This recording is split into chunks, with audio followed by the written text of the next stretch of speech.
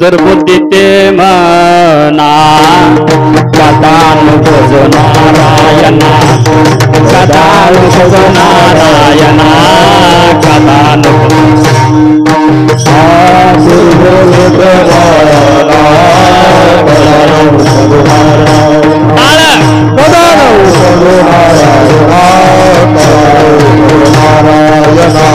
दुर्बुद्धीते मना कथानुपद नारायण कथानुपद नारायण कथा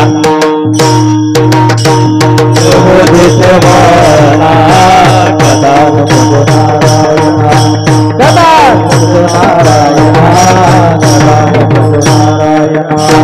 आता मज ऐसे करी तुझे पाय चित्ती धरी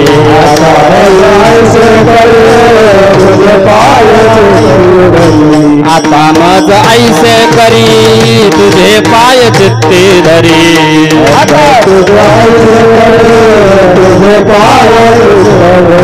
आता मज ऐसे करी तुझे पाय चित्ती धरी तुझे पाय चित्ती धरी तुझे पाय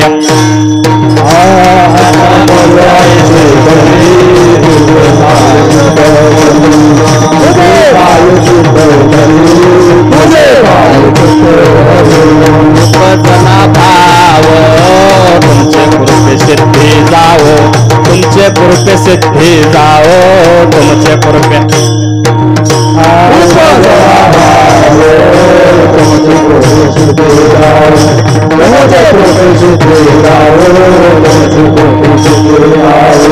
आता मज ऐसे करी तुझे पाय चित्ती धरी आता मज ऐसे करी तुझे पाय चित्ती धरी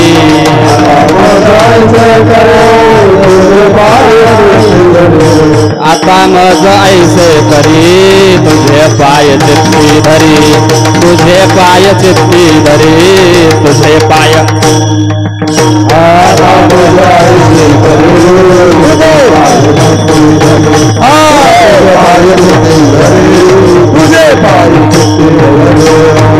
मने आता लाभ नाही या परता लाभ नाही या परता लाभ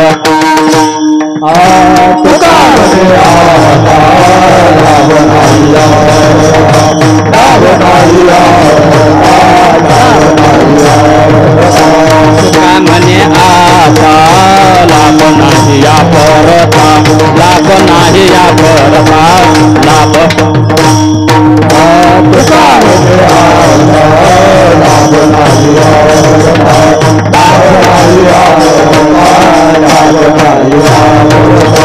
आता मज ऐसे करी तुझे पाय चित्ती धरी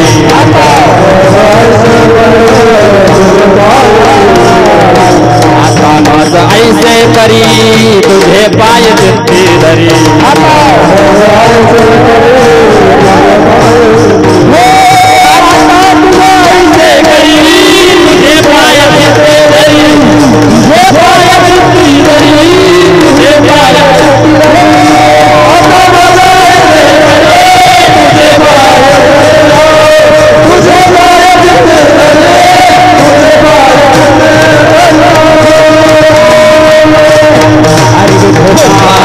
खुदा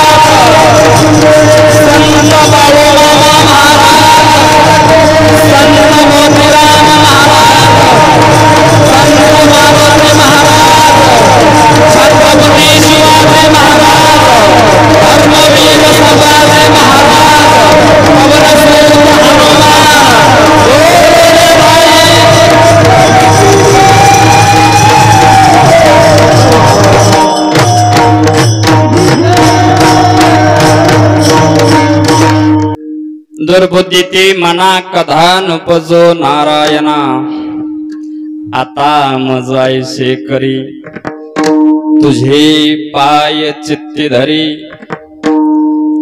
उपजला भावो तुमची कृपे सिद्धी जाओ आता मजायसे करी तुझे पाय चित्ती धरी तुका म्हणे आता लाभ नाही या परता आता मजायसे करी तुझे पाय चित्ती धरी पांडुरंगा करू प्रथम नमन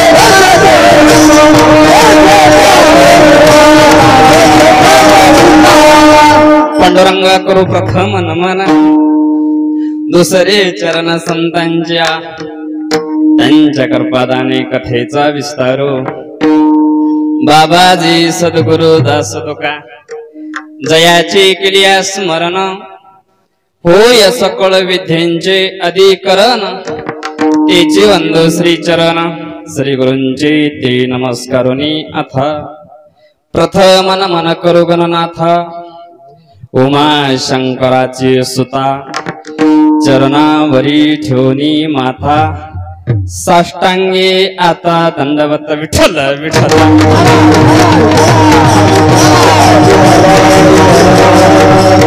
नमो बाळू मामा नमो विश्वरूपा नमो बाळू मामा नमो विश्वरूपा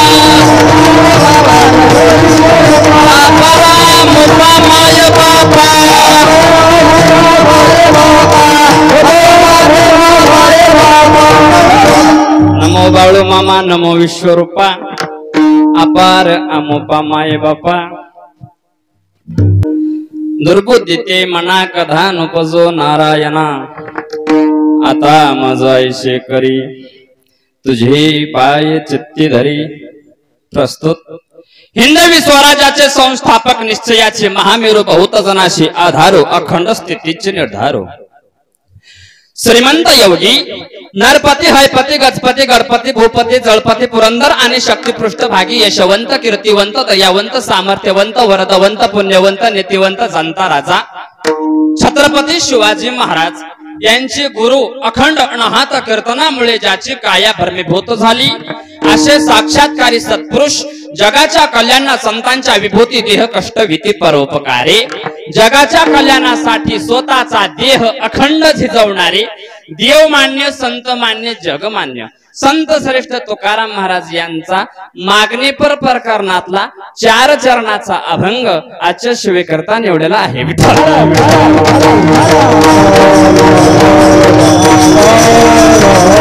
या अभंगात महाराज सांगतात की हे नारायणा माझ्या मनामध्ये कधी दुर्बधी येऊ देऊ नको असा अभंगाच्या पहिल्या चरणाचा अर्थ आहे दुर्बुद्धी ते मना कदान भजो नारायणा, हे नारायणा माझ्या मनामध्ये अशी दुर्गती कधीच उत्पन्न होऊ देऊ नको. आता मला असं कर की माझं चित्त आहे हे तुझ्या ठिकाणी राहू दे. आता माझं ऐशे करी तुझे पाय चित्ती धरी. हे देवा तुझ्याबद्दल माझ्या अंतकरणामध्ये शुद्ध भाव प्रगट झालेला आहे. उपजला भाव तुमची कृपे सिद्धी जावो. तुमच्या कृपेने हे माझा भाव सिद्धीला जावं हे मला असं कर. भगवान परमात्म्यानं सांगितलं महाराज तुम्हाला आणखीन काही मागायचं असेल तर मागा. त्यावेळेस माझ्या जगद्गुरु तुकोबारायानं सांगितलं देवा हा लाभ दुसरा मोठा कोणताच नाही. असं शेवटच्या चरणाचा अर्थ तो का म्हणे आता लाभ नाही या परता, आता मजा ऐशे करी तुझे पाय चित्ती झरी. असा अभंगाचा साधा सोपा सरळ भावार्थ झाला. आपला कीर्तन जा घरला. विठ्ठल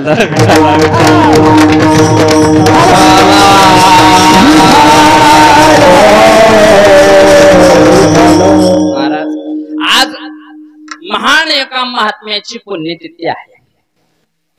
सर्वांनाच माहित आहे महात्मा कोण आहे. महात्मा साधा नाही. कसा महात्मा आहे. सगळेच वारकरी संत पदाला पोहोचलेले सर्वच माझ्या पांडुरंग भगवान परमात्म्याला भेटण्यासाठी पंढरपूरला जातात. कशासाठी. देवाला भेटण्यासाठी पंढरपूरला जातात. पण आमचा महात्मा असा आहे पंढरपूरच्या देवाला आपल्या मळ्यात बोलतात. धन्य त्याची माता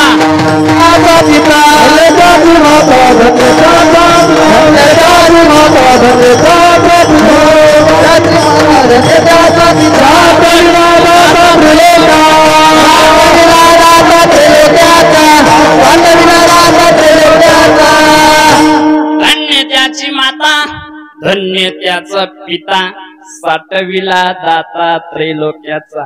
का महाराज शेतामध्ये बोलवणारा माझा महात्मा म्हणजे संत शिरोमणी सावता महाराज आहे. आणि त्यांची आज पुण्यतिथी आहे. आणि त्या तिथीला खरं आज पर्व काळ आहे महाराज. संतांची पुण्यतिथी म्हणजे पर्व काळ आहे.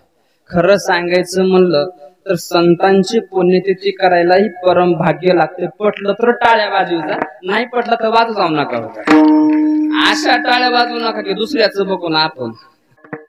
एका जनार्दनी सावता तो धन्य तयाचे महिमान्य न कळे काही. संत श्रेष्ठ तुकाराम महाराज एक दिवशी पंढरपूरला गेले.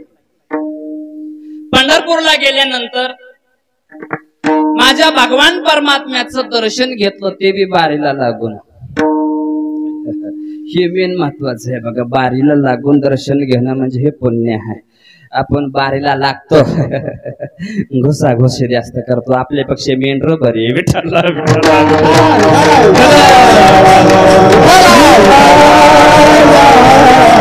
जगद्गुरु तुकोबारायानं दर्शन घेतलं. आणि दर्शन घेतल्यानंतर भगवान परमात्म्याच्या तोंडाकडे पाहिलं तर भगवान परमात्म्यानं खाली मान घातले. खाली मान घातल्यानंतर माझ्या तुकोबारायाला वाईट वाटलं. काय रे देवा झडीचं पाण्याचं वाऱ्या वावदानाचं आम्ही पायी वारी करून तुझ्या दर्शनासाठी येतो आणि तू खाली मान घालतो. असं का बरं. काय चुकतंय का आमचं. आमचं काय थोडस वेगळं होतंय का. आमची वारी तुला पावत नाही का. त्यावेळेस माझ्या भगवान परमात्म्यानं सांगितलं महाराज तुमच्या पिढ्याने पिढी पिढ्याने पिढी पिढ्याने पिढी परमार्थ करीत गेलेत. आणि त्या भक्तीचं ओझ माझ्या डोक्यावर झालंय. आणि ओझ जर कमी करायचं असेल तर तुम्ही माझ्याकडं काहीतरी मागा. त्यावेळेस जगद्गुरु तुकोबारायानं सांगितलं ए देवा काय म्हणतोस काहीतरी मागा. आम्ही काय मागणारे दिसलो का. हे काय मागणे काय मागणे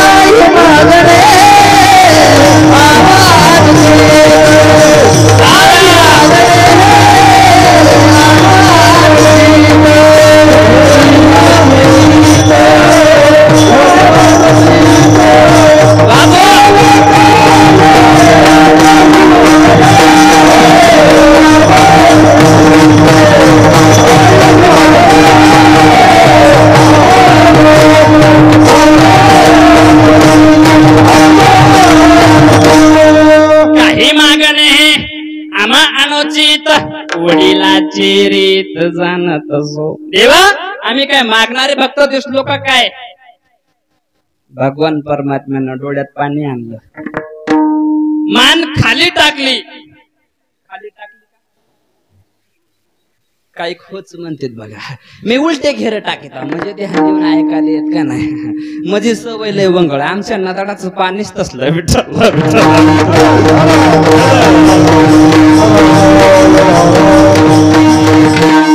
लय खोडी असतात महाराज लोक ते. जेवढा मोठा महाराज तेवढी मोठी गोम. विठ्ठल विठ्ठल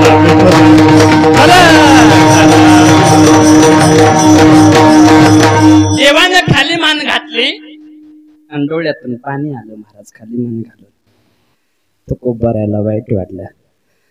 तुकोबाराय म्हणतात, देवा जगाचा मालक तू, सगळ्या जगाला पोचणारा तू, आणि मी मागितलं नाही म्हणून खाली मान घालतो, टप टप टप टप डोळ्यामध्ये पाणी घालतो. मागाव हीच इच्छा आहे ना महाराज. तरी भगवान परमात्म्यानं वरी मान केली नाही. मग हानवटीला हात लावला, करुणी उचित प्रेम घाली हृदयात, आलो दान मागायास थोर करुनिया आस.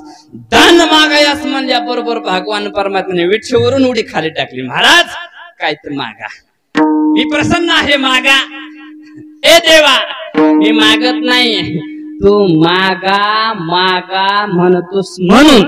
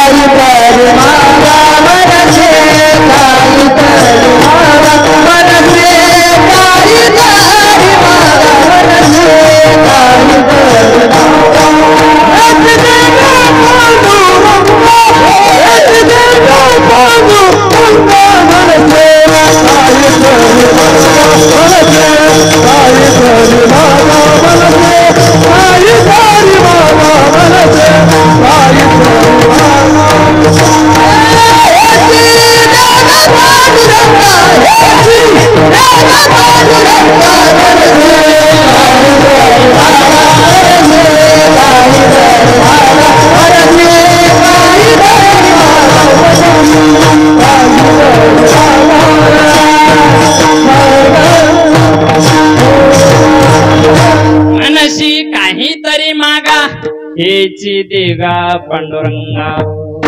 महाराज आबाळ आल्यामुळं थोडस टावर धडसोड धडसोड करायला, पण याल्या रेंज हळूहळू. विठ्ठला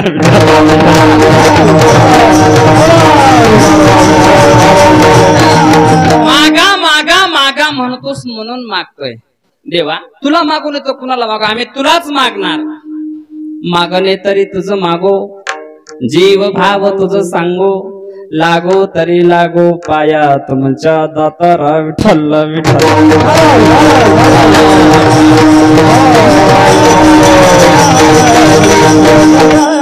त्यावेळेस महाराज भगवान परमात्मा प्रसन्न झाले. देवा मागतोय पण माझ्या मनावर. देवाला वाटलं लय जड चालय का होय, हा बरं आहे का, म्हणजे कॅशिट पलटून टाकायचं कळतंय आपल्याला. दुसरं काय, आपल्याकडे कॅशिट भरपूर आहेत, पण आता हे सगळे अष्टगंधवाले माळकरी आहेत. उगा इकडल्या तिकडल्या गप्पा मारले का कुणा आणलं होतं ते सोंग, असं होऊ नये. लय ताप आहे महाराज. तारीख घेणाऱ्याला तर इतका ताप, सगळ्या गावाचं बोलणं खावं लागते. म्हणून मी मध्ये मध्ये थोडे विचार बरं वाटतंय काय कायला. त्यावेळेस माझ्या जगद्गुरु तुकोबाराय म्हणले, देवा मला बुद्धीच्या संदर्भामध्ये बोलायचे. बोला महाराज काय बोलायचे ते बोला, काही अडचण नाही.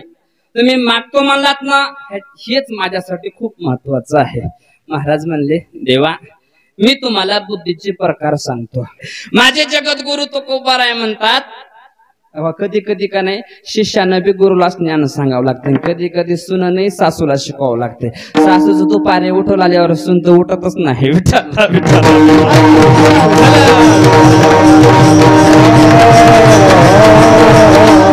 तसं माझे भगवान परमात्मा जरी असले तर आज जगद्गुरु तुकोबाराय आजच्या अभंगामध्ये फक्त दोघांचं बोलणं आहे बघा. काय मागतात ते माझे तुकोबाराय आणि काय देतात माझे भगवान परमात्मा विठ्ठल विठ्ठल.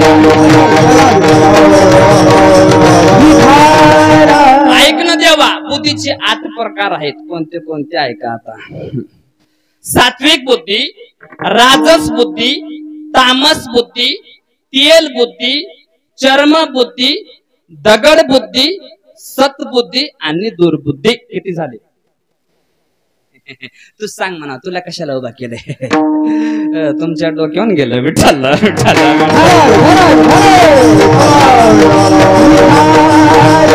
बुद्धीचे 8 प्रकार सांगितले. आता थोडस मोकळं करून सांगतो म्हणजे तुमच्या लक्षात येईल. सात्विक बुद्धी म्हणजे महाराज सतत भगवान परमात्म्याविषयी आवड धरणं, साधू संतांची सेवा करणं. त्याच्या बुद्धीमध्ये सतत माझ्या भगवान परमात्म्याचंच वैभव राहते.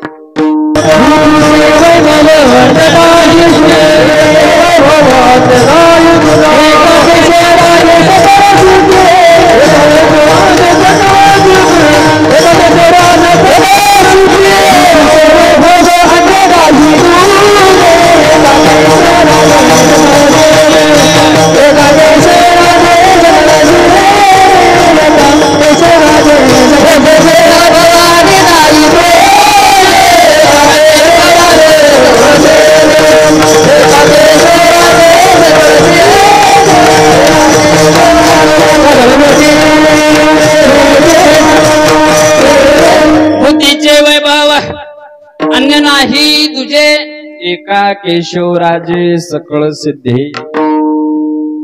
त्या बुद्धीमध्ये माझ्या भगवान परमात्म्याचाच वैभव म्हणजे काय.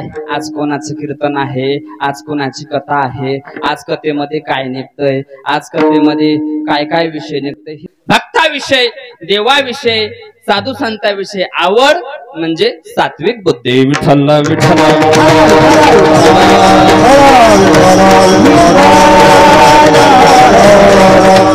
राजस बुद्धी, राजस बुद्धी म्हणजे काय. प्रवृत्ती निवृत्ती भय अभय ही जाणते त्याला राजस बुद्धी महाराज म्हणतात विठ्ठल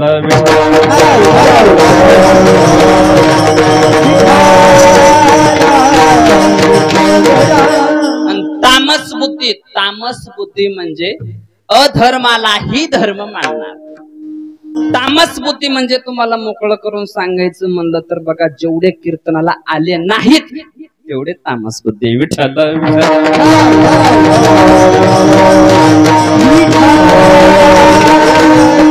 चर्मबुद्धी, चर्मबुद्धीचा जर विचार करायचं म्हणलं तर महाराज चांबाळाकडे आरी असते. आरी, त्या कातडीमध्ये आरी खवली की छिद्र पडतय आणि आरी काढून घेतली की छिद्र मिटत आहे. आता तशा बुद्धीचे काही लोक असतात. म्हणजे कसं, आता कीर्तनामध्ये दृष्टांत विनोद चांगले आवडले की लोक काही म्हणतात बस झाले गडे म्हणला, जे झालं ते झालं, आता इथून पुढे काही करायचं नाही. पवित्र गळ्यामध्ये तुळशीची माळ घालायची, मस्तपैकी कीर्तन ऐकायचे, आईवडिलाची सेवा करायची, देवाकडे यायचं, चांगले कार्य करायचं. म्हणजे छिद्र पडलं आणि कीर्तन सुटलं आणि बाहेर गेले.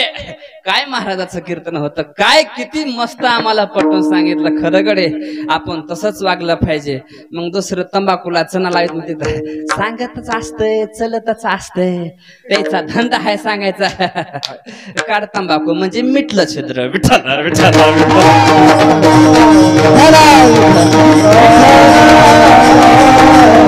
तेल बुद्धी, तेल बुद्धीचा जर विचार करायचं म्हणलं तर महाराज भांडण असू द्या, कुठं गावाला गेलेले माणसं असू द्या, जातीत एकच दिवस पण महिनाभर घरचे आण खाऊ गेलो. आम्ही इकडं गेलो तिकडं गेलो, गाडीमध्ये जागा नव्हते, काय ते वैभव बघायचं कामच नाही. आम्ही हे खाल्लं ते खाल्लं, इतका कटाळून महाराज माणूस पुढचा जात आहे. तरी पण इथं सांगणं 12 महिन्यातून एकदाच जाते, पण जवळजवळ महिना 1.5 महिना तरी त्याचा प्रचार चलत आहे. म्हणजे कसं बघा, पाण्याच्या धारेमध्ये एक जर तेलाचा थेंब पडला, जसं पैसतोय तसं ते काय ऐकत येत थोडं, बघत येत थोडं, पण पैसून सांगत येत. म्हणजे तेल बुद्धी विठ्ठल.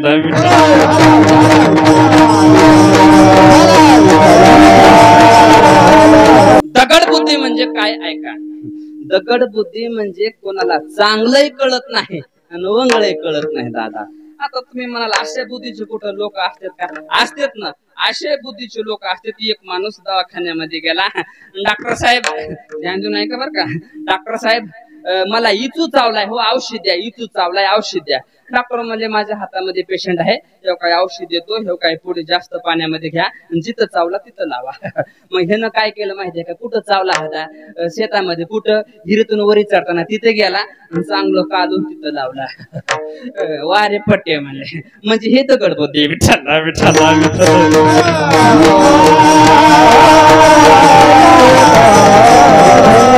महाराज इतके दगड बुद्धीचे लोक आहेत, इतके दगड बुद्धीचे लोक आहेत. दोघं नवरा बायको दवाखान्यामध्ये गेले आणि डॉक्टर साहेब ओळखीचे होते. शामराव पाटील नमस्कार नमस्कार, काय तब्येत वाढवून घेतली हो, एवढा पैसा कशाला कमवता हो, अहो थोडा पैसा थोडासा पोटाला घालायचा. बायको तिथंच होते, तिनं ग बसा का, तिने म्हणले साहेब मी ह्याला लय समजून सांगते, अरे त्या डॉक्टरच्या मड्यावर पैसा घालण्यापेक्षा पोटाला काहीतरी घायला.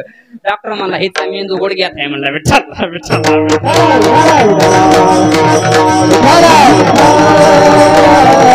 इतके दगड बुद्धीचे, इतके दगड बुद्धीचे महाराज, त्याची बुद्धी सांगण्यापेक्षा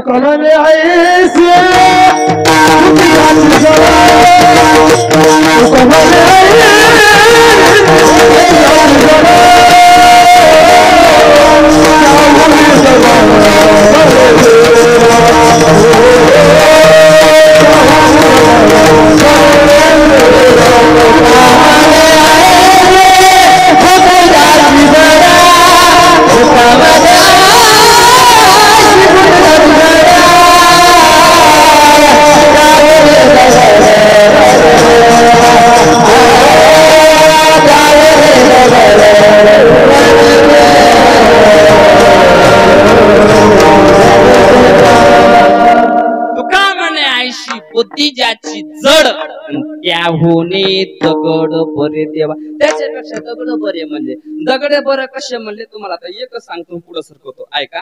आपल्या परळीमध्ये एक माणूस भोळ होत, दवाखान्यात गेलो, दवाखान्यामध्ये गेल्यानंतर पोट दुखत होत आणि पोट दुखाल्यावर डॉक्टर साहेबांना म्हणलं, डॉक्टर साहेब माझं पोट लय दुखतंय, औषध द्या. डॉक्टर मला लगेच गोळ्या दिल्या आणि लगेच गोळ्या आणल्या. डॉक्टरना म्हणले आता तो कुठं चालला, म्हणलं घरी चालू. मग एक काय कर, 1 तासानं खा, एक अर्धा तासानं खा, थोड्या वेळानं खा. ते मला साहेब तसं नाही हो, नेमकं कधी खाऊ हे सांगा, नेमकं कधी खाऊ हे सांग. मग डॉक्टर म्हणले आता ह्याला कसं सांग बाप्पा, तू घरून कुठं जाणार आहे? ते म्हणला मी पंढरपूरला जाणार आहे. काही अडचण नाही म्हणलं. किती वाजता निघणार आज? 12 वाजता निघणार आहे. मग काही अडचण नाही, कळंब मध्ये गेल्यावर एक खाय आणि बार्शी मध्ये गेल्यावर एक खाय, काही अडचण नाही म्हणला. गाडीमध्ये बसलो कंडक्टरच्या बाजूलाच, लगेच म्हणायचं साहेब ते कळंब कुठं आहे हो, कळंब का त्या ठिकाणी मला गोळी घ्यायची. कळंब कुठं आहे? कळंब म्हणला कळंब लय पुढं आहे म्हणला. किती लय पुढं आहे कळंब? अजून थोडं पुढे गेलं. पुढे गेल्यानंतर डॉक्टर साहेब कळंब आलं का? अहो नाही हो, कळंब अजून लय भरपूर पुढं आहे. नेमकं महाराज ते एसटी मध्ये लई लोक झोपत येतं, का झोपते मला कळत नाही, पण त्याचं उत्तर मला शेवटला भेटलं. पाळण्यामधली हल्ल्याली जी झोप असते का नाही, ती एसटी मध्ये लागते म्हणून झोपत येतं. ते झोपलं बरोबर कुठं उठलं माहितीये का? डायरेक्ट बार्शीला उठलं, बार्शीला. डॉक्टर साहेब कळंब हो, कळंब. कळंब गेलं की मला माग, थांबा थांबा थांबा, मला गाडी थांबा. गाडीतून खाली उतरलं, दुसऱ्या गाडीला कळंबला आलं आणि गोळी खाली मग पंढरपूरला गेलं. आता ह्याच्यापेक्षा दगड बुद्धीचा माणूसच नाही. विठ्ठल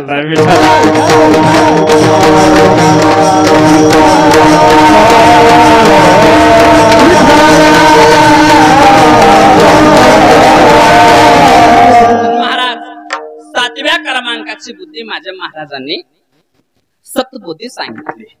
सतबुद्धी म्हणजे काय महाराज? सतबुद्धी म्हणजे सत्य कर्म करणे, धर्माने चालणे, शास्त्राचा पुराणाचा अभ्यास करणे. ते फक्त नर एकच आहे बघा. आमचे माऊली महावैष्णव ज्ञानोबा हरिपाठामध्ये म्हणतात, सतत हरीचं चिंतन करतो, सतत धार्मिक कार्य करतो, ते फक्त नर एकच आहे. त्यांचं नाव म्हणजे संत. लय दुर्लभ. कुठंच भेटत नाहीत महाराज. म्हणजे ते सतबुद्धीचे लोक. विठ्ठल विठ्ठल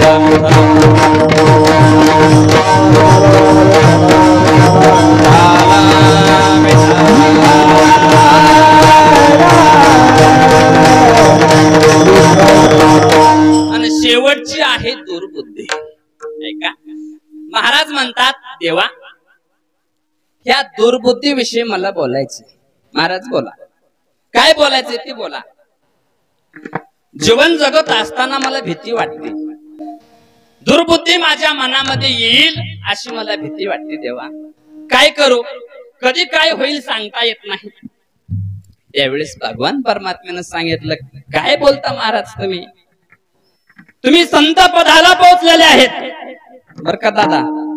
ओ दादा, संत पदाला पोहोचलेले आहेत तुम्ही, महात्मे आहेत. तुमच्या मनामध्ये दुर्बुद्धी कशी येईल, प्रश्न आहे का नाही. ज्या जगद्गुरु तुकोबारायाच्या गात्यावर एवढा जग गाता म्हणजे एक 5वा वेद आहे. ज्या महात्म्याने 5वा वेद लिवला त्या महात्म्याच्या मनामध्ये दुर्बुद्धी येईलच कशी, प्रश्न आहे. त्यावेळेस माझ्या जगद्गुरु तुकोबारायानं सांगितलं, देवा दुर्बुद्धीमुळं अनेक जणांचं वाटोळ झालंय. किती जणांचं, भरपूर जणांचं वाटोळ झालंय. आता ते तुकोबारायानं देवाला की यादी सांगितली. जी यादी देवाला सांगितली तीच यादी मी तुम्हाला सांगतो. कवर जोपर्यंत वेळ आहे तोवर, वेळ संपला की मग अर्धा सांगूया. विठ्ठल विठ्ठल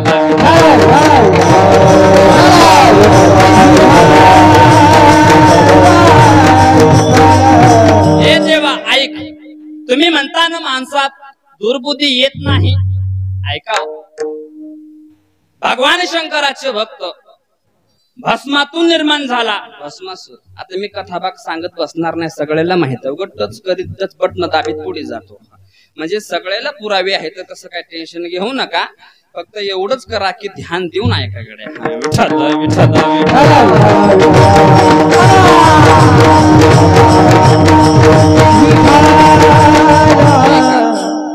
दुखालाय करा, बिंदास्त पाय लांब करा, काही अडचण नाही. जमते मला दादा.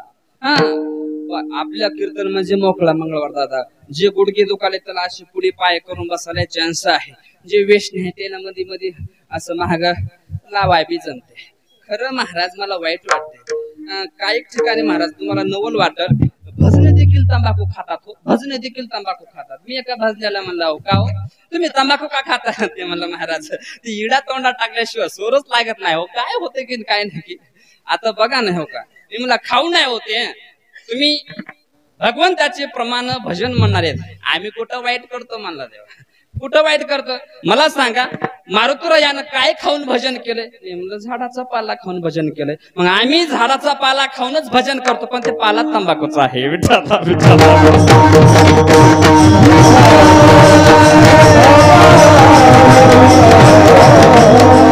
त्या भस्मासुराकडे एक काम चोपून दिलं माझ्या भगवान शंकरानं. काय, भस्मातून निघाला म्हणून रोज भस्म आणून द्यायचं. माझ्या पार्वती आई साहेबाचा नेम होता. काय, पार्वती आई साहेबाचा रोजचा नेम होता. भगवान शंकराला जल अर्पण करायचं, पाणी अर्पण करायचं. पहिलं स्नान माझ्या आईनं माझ्या महादेवाला घालावं. म्हणजे महादेव म्हणजे कोण, साक्षात पार्वती आई साहेबाची मालक म्हणजे नवरा. आपल्या बायानं तर नवऱ्याचा केलाय भवरा. ते तिथंच गुरगुर गुरगुर गुरगुर फिरते. ऐका कसं आहे महाराज, परमार्थ लय अवघड नाही.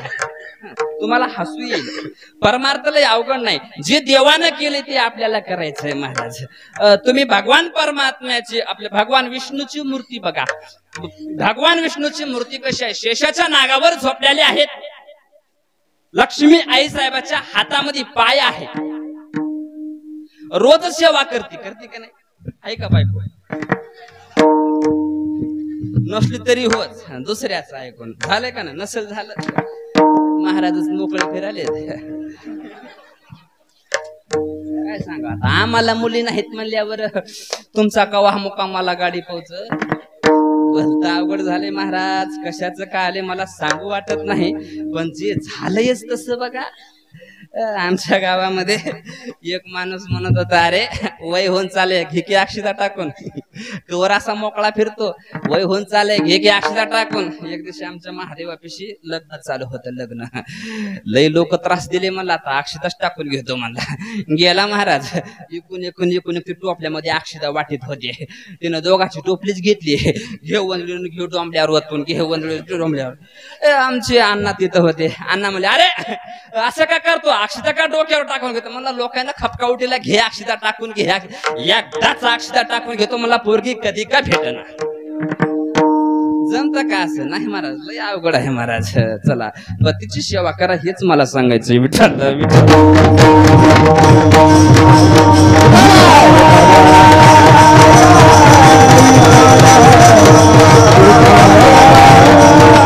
ऐका, रोज भस्म आणायचं, भगवान शंकराला द्यायचं. एक दिवशी काय झालं, कदरून गेलं ते बिचारा. किती भाऱ्या भस्म आणेल. भगवान शंकराच्या पुढे हात जोडून उभा टाकले, देवा तुमचाच मुलगा आहे, तुम्हीच माझं नामकरण सोहळा केलाय, माझं नाव भस्मासूर आहे, मला कामच ते आहे, पण मला थोडा त्रास होतोय. काय लय त्रास होतोय म्हणला. माणसं मरण गेलीत म्हणला, माणसं मेले पाहिजे, भस्म भेटलं पाहिजे, भस्म भेटना माणसं मरणा. मग तुझं नेमकं म्हणणं काय. माझं म्हणणं काही नाही, ज्याच्या डोक्यावर हात ठेवाव ते माणूस भस्म व्हावं असं वर देऊन टाका. असा वर आपल्या एखाद्याला द्यायला पाहिजे होता. मला वाटत नाही असे डोळे जरी वाटारून बघितले असते, तुझ्या डोक्यावर एक ना एक दिवस हात ठेवतो र म्हणला असता की नाही. बाबा कशाचं काय आलंय. भगवान परमात्मा म्हणले, वरम पुरे भक्ता काय मागायचं ते मागतो, माझा मुलगा मी द्यायला तयार आहे. महाराज कशाचं काय आले. भगवान जर प्रसन्न झाले तर मागण्याची अक्कल पण पाहिजे. ऐका, काही लोकांना अक्कल नाही, मागणं कळत नाही, म्हणून तर आमच्या संत महात्म्यानं परकरणच काढलं गात्यामध्ये. मागणी पर करण कळत नाही मागणं. आता चलत चलत शॉर्टकट मध्ये जातो. भाऊ कधी कधी हानच आहे थाप. कसं माहितीये का, मला थोडस मोकळं वाटते. विठ्ठल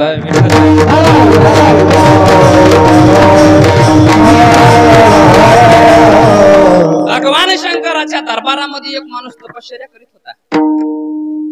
भगवान शंकर प्रसन्न झाले. परंपरे भक्ता काय मागायचे ते माग मी द्यायला तयार आहे, जांभळी देऊ नका. तिथं सांगितलं भगवान शंकरांना. इथले लोक माझ्या तोंडाकडे बघायला, काय मागायचे ते माग. ते आपलं रानते होते बिचारे, गाई वळणार. ते म्हणला, देवा माझ्याकडे गायच्या पाहे चुना वाळून गेलाय, चुना काय ओला व्हायना गेलाय, तेवढी चुन्याची डबी द्याकडे म्हणला. महाराज भगवान शंकर म्हणले, काय माझा भक्त आहे म्हणजे बोळा. राजा उदार झाला ना हाती भोपळा दिला. मागून मागून काय मागितलं, चुन्याची डबी. पण भगवान शंकर हुशार आहेत महाराज, चक्रवर्ती आहेत. त्यानं चुन्याची डबी दिली, पण त्या चुन्याच्या डबीला एक वरदान दिलं. वरदान असं होतं, टोपण काढलं, जे बोटानं ज्या बोटानं ते चुना काढायचा आहे त्या बोटामध्ये असली प्युअर असली आहे, असली नाही तर गाठी चाल मला, असली अंगठी अशी बोटामध्ये यायची. भक्त तर प्रसन्न झाला. वा चुनाही भेटला ना अंगठी भेटली. बसते का कुणानं ते महाराज कशाचं काय आले तर नव्हते तिथंच सुरू केलं. काय घाल बोट काढा अंगठी, घाल बोट काढा अंगठी, घाल बोट काढा अंगठी. पायाच्या बोटात बी अंगठ्या ना हातात बी अंगठ्या. खरं महाराज तुम्ही हसू नका, जसं बोलल तसं बोल काढणं म्हणजे जोक आहे का. सर्वांनी टाळी वाजवा इमानदारीनं, नाही तर काही टाळी वाजली जीवारी गेल्याने. हो काय कसं असते सांगू का, ज्या ठिकाणी कीर्तन चालू आहे त्या ठिकाणी माझे नारद आणि भगवान उभा टाकतात. माझे भक्त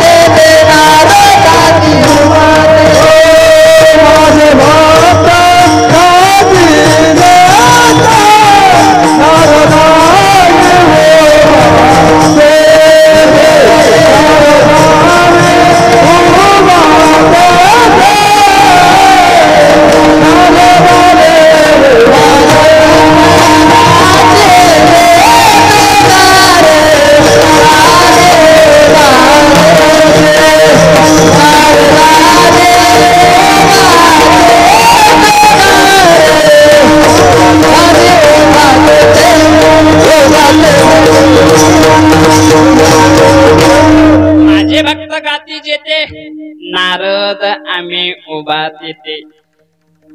ज्या ठिकाणी हरे कीर्तन चालते त्या ठिकाणी दोघ जण उपस्थित राहतात आणि ते निरीक्षण करतात माझ्या कीर्तनात कोण कोण टाळे वाजवले. आणि ज्याने ज्याने टाळी वाजवली नाही त्याला पुढच्या जन्मात भर बाजारात टाळी वाजवावं लागते. धडगडी बी नाही धडबाई बी नाही तिसरेच विठ्ठल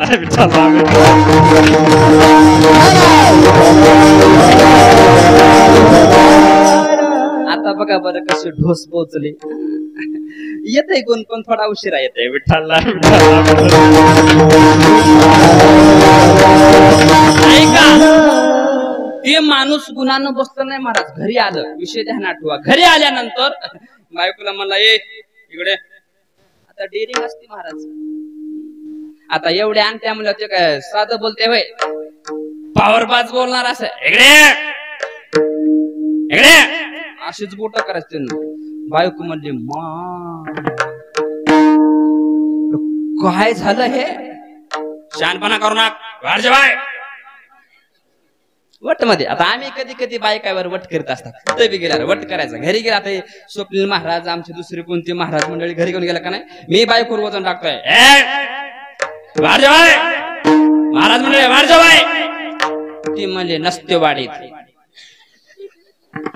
महाराज मला तर इतका राग आला बाहेर आलो काच काच काच काच बाहेर आलो. शटर पडलं होतं बाबाचं तेच घातलं बाहेर जेवून आलो. मजावणे कराय बघचाल बरं कधी लय अवघड असते बरं का. ऐका रोज अंगठ्या काढतो म्हणला. आता आधी जेवाय वाट जेवलं त्यानं पोटभर असे चटे टाकले कवाड लाव म्हणला. आपली शेजारी बराबर नाही तर कवा बी घरला येते तर काय काम असते की बघा काम नसताना सुद्धा घरला येतात. काही बाय येतं लईच बघा कस काय सहज आले तिकडं मरण हरिपाठ करणं सहजच. काय काम असते की काय नाही की बघा काकू कस काय उगाच सहज आले टाइमपास. तुला एवढा टाइम देवाने एक्स्ट्रा दिला म्हण की टाइमपास करा आले म्हणून कवाड लावून घे मला. घेतलं कवाड लावून कशाचं काय आले महाराज. सतरंजी टाकली सतरंजी महाराज टोपलं घेतलं घाल डबीत बोट काढा अंगठी घाल डबीत बोट काढा अंगठी असलं गटुड बांधलं बेल्डा नेऊन इकलं. आता मला सांगा एवढा श्रीमंत माणूस ते काय आता झोपडीमध्ये राहते का झोपडीमध्ये. त्यानं महाराज 3च महिन्यामध्ये 4 ताळी बंगला बांधला. 4 ताळी बंगला बांधला 3च महिन्यामध्ये. कशाचं काय आले शेजारीन होते माय पारू इथली सोडून पारू नाही तर इथंच चिटका. आमचं कीर्तन म्हणजे कुठं तरी लागतच त्याच्यामुळे इथलं सोडून तिकडं धरून तिकडं गेलं की पुन्हा इकडं. मग माणसं नवी आणू कुठून सांगा बरं. माझ्यापेक्षा काय कारखाना आहे का काय पण अजून मी गेलो नाही. ऐका पारू तुझ्या मालकाला काय हांडा सापडला का काय ग. ते म्हणले माय हांडा तर कधी संपतय म्हणले. कुणाला सांगा पण बायकायला कधी सांगायचं नाही महाराज. लय अवघड कधीच सांगायचं नाही. खरं तर कधीच सांगायचं नाही महाराज. का अर्ध सांगायचं कधी बी का ती अर्ध्यांगिनी आहे. ती म्हणले माझ्या मालकानं भगवान शंकराच्या दरबारामध्ये जाऊन तपश्चर्या केली आई. त्याला भगवान शंकर प्रसन्न झाले आणि त्याने चुन्याची डबी दिले आणि त्या चुन्याच्या डबीमुळे आम्ही एवढे श्रीमंत झालो. ती थोडी उभ्या कानाची होती. उभ्या कानाची बायको तुम्हाला माहितीये का. उभ्या कानाची बायको कशी तुम्ही कुठं बघितली नसेल. तुम्हाला सांगतो उभ्या कानाची बायको म्हणजे ती माणसात बोलते भर चौकात बोलते नवऱ्याची कुठेही इज्जत काढते म्हणजे ती उभ्या कानाची.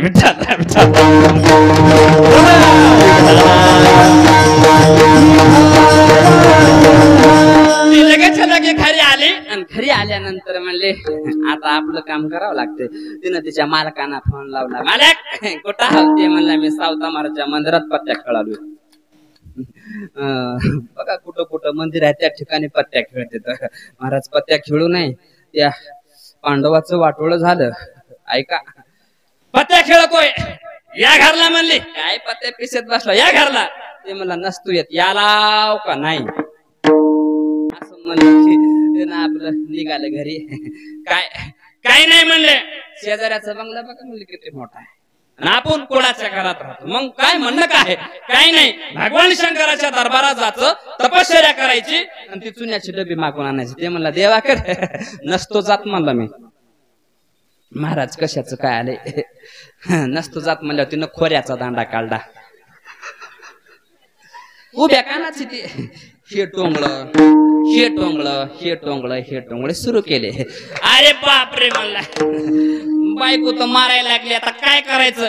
इथं बायकोचा मार खाण्यापेक्षा देवळात बरं आहे ना म्हणला. जातो देवळामध्ये गेलो आणि तपश्चर्या केली, आणि तपश्चर्या केल्यानंतर त्याला भगवान शंकर प्रसन्न झाले. बरोबर भक्ता काय मागायचे ते माग. ए देवा, लय टाइमपास करू नको म्हणला, टोंगळं दुखालेत म्हणला. मोद्याच मागतो म्हणला. ते कोणते की चुन्याची डबी आहे म्हणा, तेवढी डबी द्या मला. बर देतो म्हणला. भगवान शंकरांनी विचार केला, हे काय माझ्यासाठी आलं नाही, हे शेजाऱ्याचं बघून आलंय. देतो की म्हणला चुन्याची डबी. चुन्याची डबी दिली, पण वरदान बदलून दिलं. वरदान बदलून काय दिलं की टोपण काढलं की वस्त्रा बाहेर यावा, चपी करावा, डबी जाऊन बसावा. देऊन टाकली डबी. महाराज डबी घेतली. डबी घेतल्यावर त्याने विचार केला, ह्या डबीमुळे आपल्याला टोंगळं धरू धरू बायकोनं हाणलंय, नेमकं डबीत काय आहे बघूच म्हणला. काढलं टोपण, वस्त्रा बाहेर आला, चेपे केला, डबी जाऊन बसला. म्हणला काय इडी अवलाद आहे म्हणला, काय इडी अवलाद आहे म्हणला. हिला केसच कापायचे होते काय, गावात वारक कमी आहेत का? मारायची काय गरज होती? असुचा म्हणला, बायाच्या नादाला लागायच नाही म्हणला. चला घरला गेलं. बायको वाट बघत बसली होती दारात. चुन्याची डबी मालक आणालाय, पण ती जाताना अशी चांगली डबी होती बघ, अशी टप्पू. असा झटका मारायचा त्यानं. पण तिकून आली चपी. चपी आल्यानंतर महाराज मालकाला म्हणले, इतका टाइम कसा लागला, कुठे गेलता? ए बाई म्हणला, मी गेलतो महादेवाकडच, पण वाटत बालाजी घडला, त्याला मी काय करू? डबी माझं काम झाले म्हणला. डबी चालय, आता गर्दा करू नको म्हणला. हे डबी घेऊन टाक म्हणला. काही संबंध नाही मला त्या डबीचा, माझा काही संबंध नाही, घेऊन टाक. मला डबी घेतली आणि म्हणले, मला जेवाय नाही, आता पत्ता खेळायचा म्हणले. बर ऐक ना म्हणला, काय तू लय चांगली आहेस ग.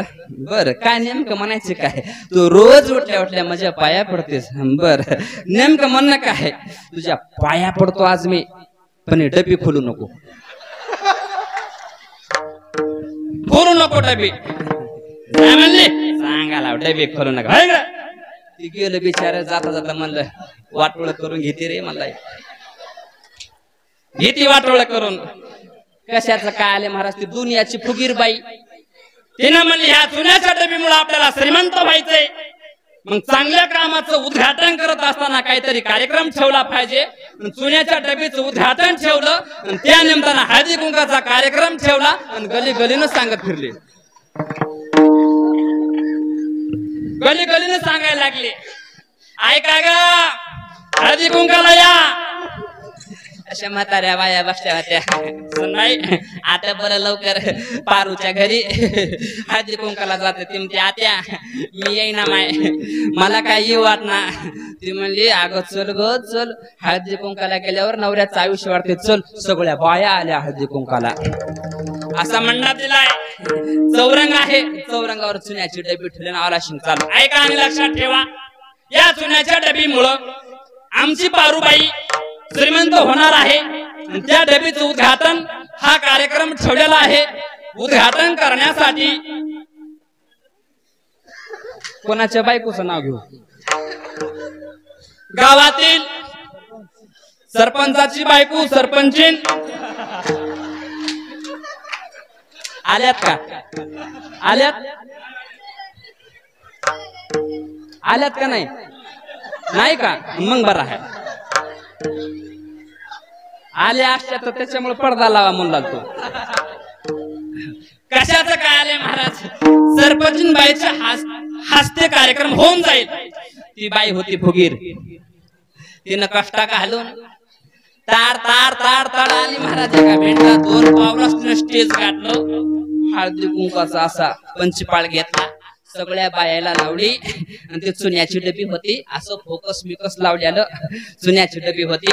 चुन्याच्या डबीला हळदी कुंकू लावलं, चुन्याच्या डबीचं टोपण काढलं, वस्त्रा बाहेर आला आणि सगळ्या बायाची चपी करून मध्ये जाऊन बसला.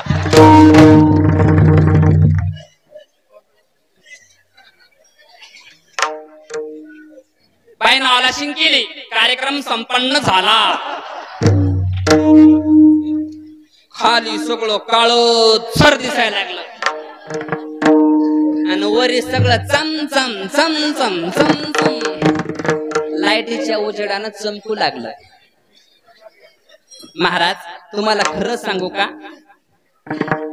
स्त्री ही केसामुळे शोभून दिसते आणि ते गळून पडल्यानंतर एकमेकाला म्हणतात, पारू तुझ्या कार्यक्रमाला आले पण डोकं कसं की ना हलका हलकच वाटाले माय.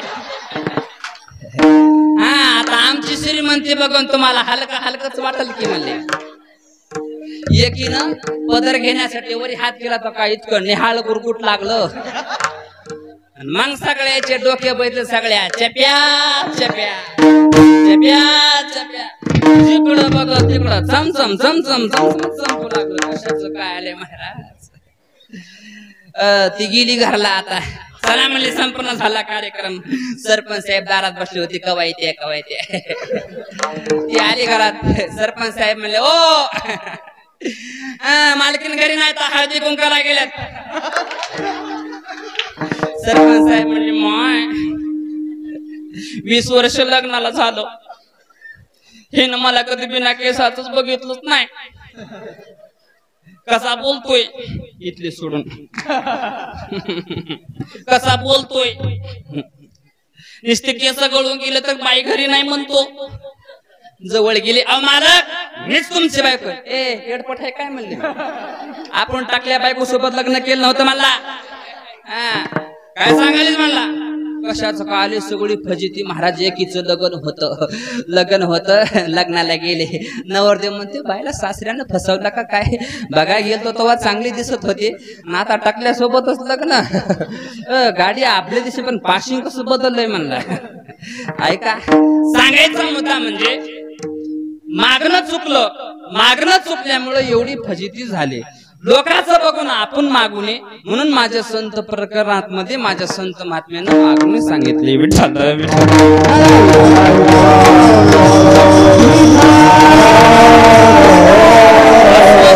वरदान दिलं आणि भस्मासूर चावलाला. महाराज विनाकारण माणसं मारू लागला आणि भस्म आणून दिला. हे विषय चालू होता आपला. विठ्ठल विठ्ठल.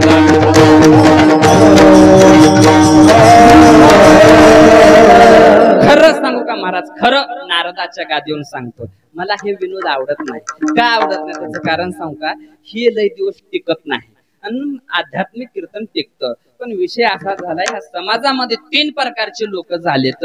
एकाला आध्यात्मिक आवडतं, एकाला निष्ठा विनोद आवडत आणि एकाला विनोदाची कथा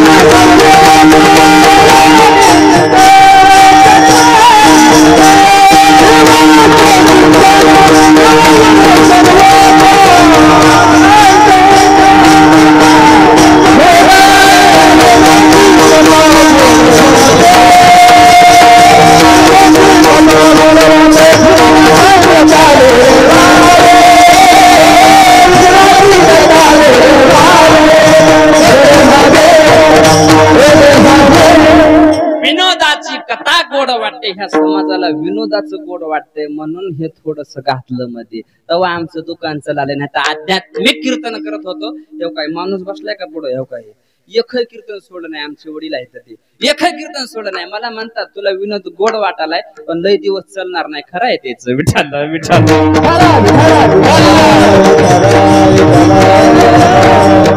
कोणतेही माणसं मारू लागला आणि कैलास पर्वतावर येऊ लागला. महाराज कैलास पर्वतावर आल्यानंतर शंकराच्या शेजारी पार्वती बसली होती आणि पार्वती बसल्यानंतर त्याची दुर्बुद्धी झाली. शब्दा नाही धीर, ज्याची बुद्धी नाही स्थिर. शब्दाला धीर नाही, बुद्धी स्थिर नाही. महाराज म्हणा माझी दुर्बुद्धी न यावे माऊले कधी कधीच आपल्या मनामध्ये दुर्बुद्धी आली नाही पाहिजे, पण त्याच्या मनामध्ये आलं आणि त्या पार्वतीकडे पाहिलं आणि पार्वतीकडे पाहिल्यानंतर महाराज त्यांना असा मनात विचार केला की हेच हात महादेवाच्या डोक्यावर ठेवायचा आणि पार्वतीचं हरण करायचं. विठ्ठल विठ्ठल.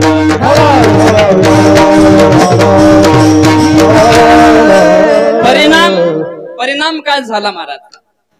भस्मासुर भस्म झाला, जाळोनिया भस्म केला, जाळोनिया भस्म केला, जाळोनिया भस्म केला, भस्मासुर भस्म झाला, जाळोनिया भस्म केला, जाळोनिया भस्म झाला,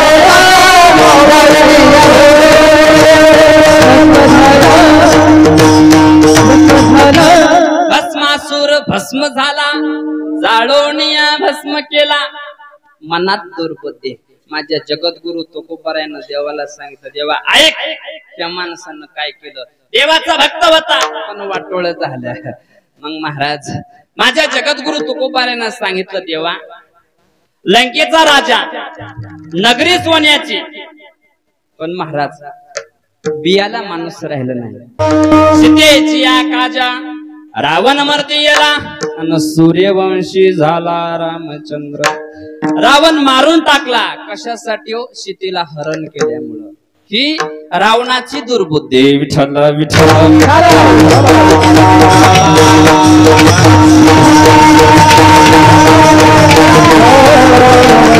देवा ऐक, सम्राटाचा मुलगा दुर्योधन,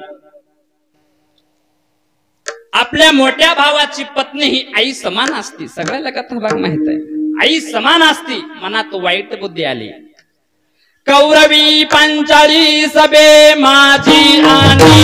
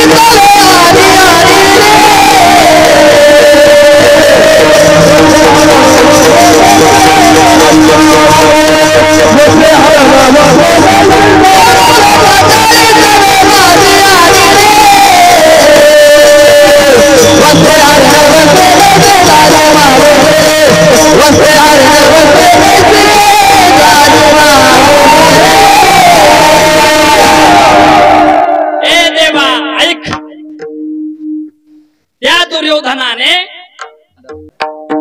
वस्त्र हरण केलं आणि मनामध्ये दुर्बुद्धी आली. वाटोळ झालं. सम्राटाचा मुलगा, हस्तिनापूरचा राजा म्हणजे सम्राट, त्याचा मुलगा, मनात दुर्बुद्धी आली. माझे भगवान परमात्मा म्हणले, महाराज अहो ते जाणून बुजून राक्षस आहेत. कोण आहेत? राक्षस आहेत. तुम्ही तर महात्मा नाहीत. तुमच्या मनामध्ये कशी दुर्बुद्धी येईल? माझ्या जगद्गुरु तुकोबारायानं सांगितलं, ए देवा राक्षस आहेत ना? आहेत ना राक्षस? देवीशी सोडून ऐक, देवपदाला पोचलेला चंद्र आपल्या गुरुपत्नीकडे पाहिलं आणि मनामध्ये वाईट बुद्धी आली. चंद्र कोण होता? साक्षात देव होता महाराज. गुरुपत्नीशी रत झाला, क्षय रोग त्या चंद्राला. खोटं सांगत नाही. आता देवाच्या चुका काढायची म्हणजे काय लायकी नाही. पण माझ्या जगद्गुरु तुकोबारायानं बोट दाखवून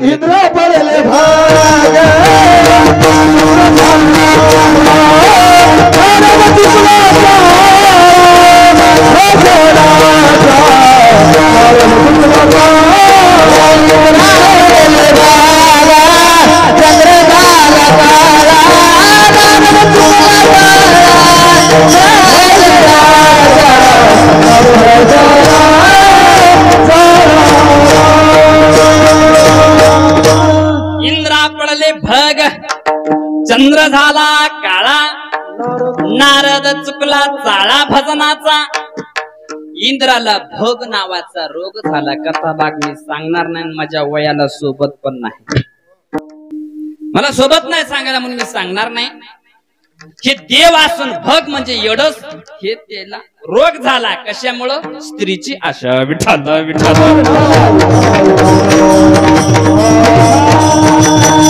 ही बी मनामध्ये दुर्बुद्धीच आहे भगवान परमात्म्यानं सांगितलं महाराज आव ते देव राजकारणी लोक आहेत राजकारणी राजे महाराजे म्हणजे राजकारणी झाले ना ही देव काय टिकणारे नाहीत हेच पुण्य संपलं घ्यायला खाली यावं लागतं मग पुण्याची पावटी सरे सवेची इंद्रपणाची ती उतरे आणि येऊ लागत ती माघारी मरत हे देव ना डुप्लिकेट आहेत बर देवा असू दे डुप्लिकेट तुझं पोरग कोणाचं देवालाच प्रश्न देवा तुझं पोरग देवाना तर डोळेच अशी वासूनच बघितलं माझं पोरग हो तुमचं पोरग कोणतं पोरग माहितीये का तुम्हाला माहितीये देवा तुमचा कृष्ण अवतार चालू होता आणि तुम्ही सांब नावाचा मुलगा तुमच्या पत्नीनं म्हणजे जांबवंतीनं भगवान शंकराला प्रसन्न करून ते पुत्र मागून घेतला होता की नाही मागून घेतला होता आणि तुझं पोरग दारू पिऊन गेलं र ए देवा ऐक ना ते तुझंच अवतार आहे ना विष्णूचा अवतार तुझंच आहे ना तुझ्या पोटचं पोरग आहे का ना सांब नाव आहे तिचं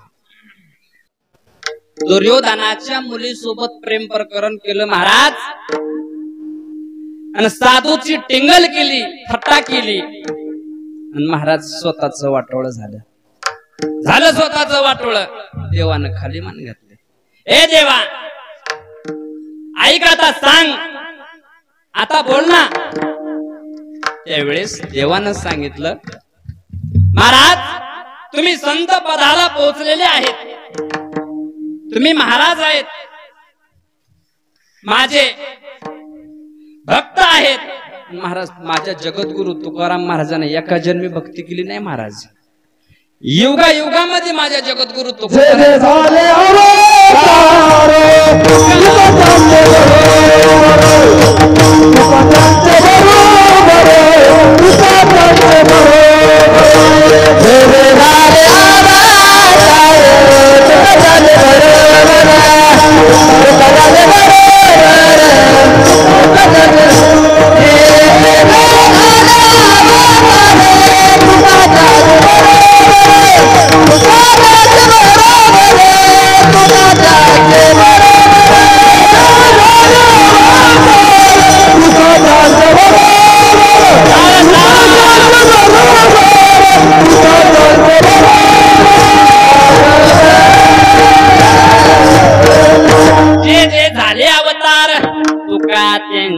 बरोबर तुकाराम महाराज सोबत होते देवानं सांगितलं तुम्ही माझे कट्टर भक्त आहेत आणि तुमच्या मनामध्ये दुर्बुद्धी येईल कशी तुम्ही महाराज आहेत त्यावेळेस माझ्या जगद्गुरु तुकाराम महाराजांनी सांगितलं ए देवा ऐक मी महाराज आहे संत आहे हेच तुला म्हणायचे ना हो ऐका ना विश्वमित्र महाराज होता संत होता संत पदाला पोहोचलेला होता इतकं तप केलं महाराज पुन्हा विश्वमित्रानं तप म्हणजे आपलं ते भाकरन भाजीन खाऊन तप केलं नाही लोखंडाचं पीठ खाऊन तप केलंय कशाचं पीठ बाजरीचं नाही ज्वारीचं नाही कशाचं गव्हाचं नाही लोखंडाचं पीठ केलंय पीठ खाऊन तपश्चर्या केली आणि त्या तपाच्या बळावर पृथ्वी डगमगू लागली इंद्राला टेन्शन आलं आता हे देवाला प्रसन्न करून घेतय आणि इंद्रपद मागते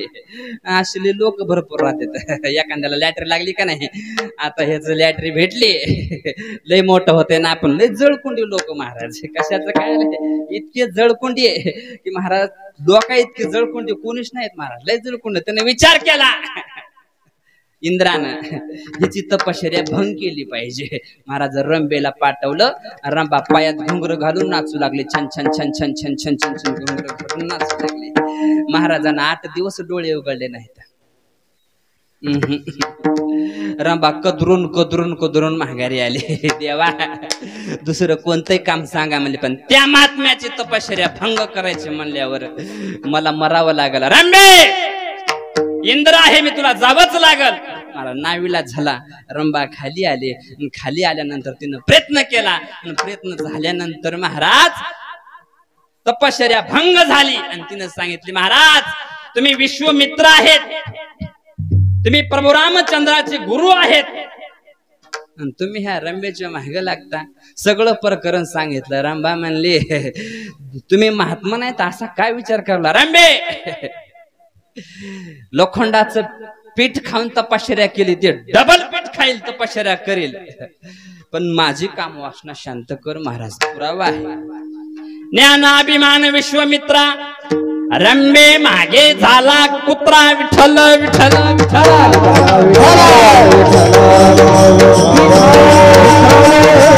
विश्वमित्र तपया खाणी कुत्रा होऊन हिंडेवणी.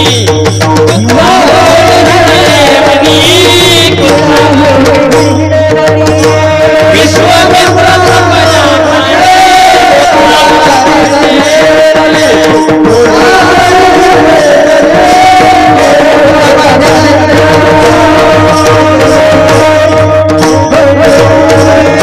विश्वमित्र तपया खाणे कुत्रा होऊन हिंडेवणी.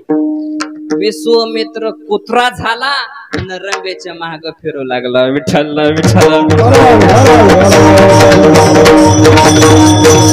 जगाचा मालक भगवान परमात्म्याने विचार केला, महाराज तुम्ही काही तसले महाराज नाहीत, तुम्ही ओरिजिनल महाराज आहेत. त्यावेळेस माझ्या जगद्गुरु तुकाराम महाराजांना सांगितलं, हो का मी तुम्हाला हात जोडून सांगतो, माझ्या जीवनामध्ये सुद्धा असा प्रसंग आला होता. काही नास्तिक लोकांना खरंच हे साधू आहे का बघण्यासाठी एक बाई पाठवली होती म्हणे बघा. आणि ती बाई आली आणि महाराज माझं तपभंग करण्याचा प्रयत्न केला, पण मी तिला काय सांगितलं,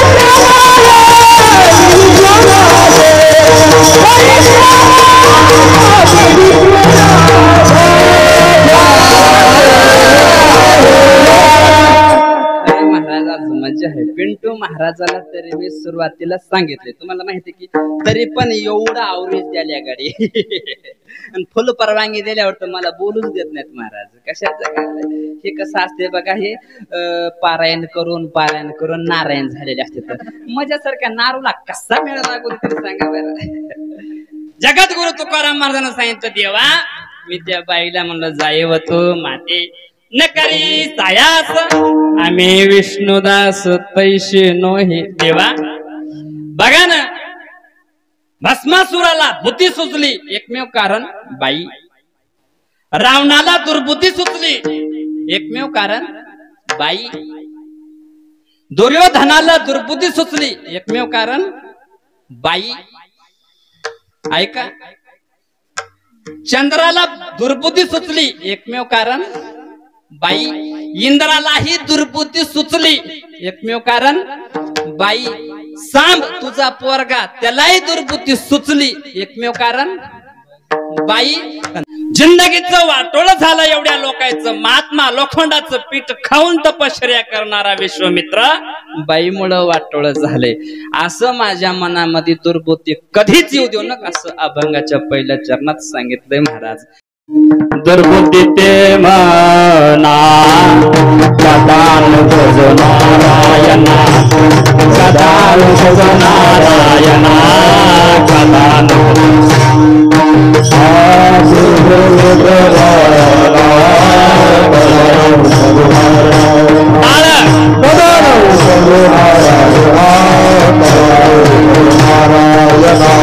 दुर्बुद्धी ते म्हणा कथानुपद नारायणा कथानुपद नारायणा कथा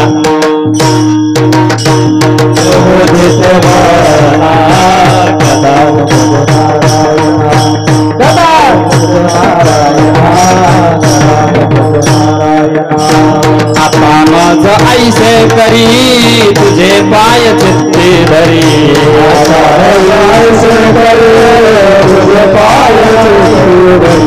आता मज ऐसे करी तुझे पाय चित्ते धरी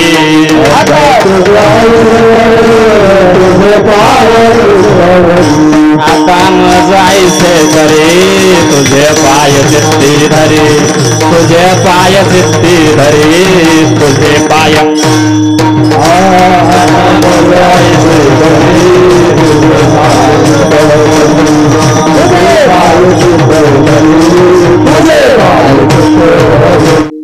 एवढ्या लोकांचं वाटोळ झालं एकमेव कारण बाई.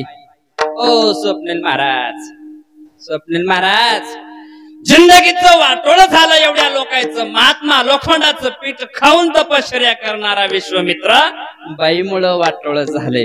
असं माझ्या मनामध्ये दुर्बुद्धी कधीच येऊ देऊ नका असं अभंगाच्या पहिल्या चरणात सांगितलंय महाराज. मग नेमकं काय करू काय नाही. नर नारी बाळे अवघा नारायण ऐशे म्हणजे मन करी देवा. नर असू नारी असू बाळे असू हे सगळे मला नारायण दिसले पाहिजे असं माझं मन कर विठोबा.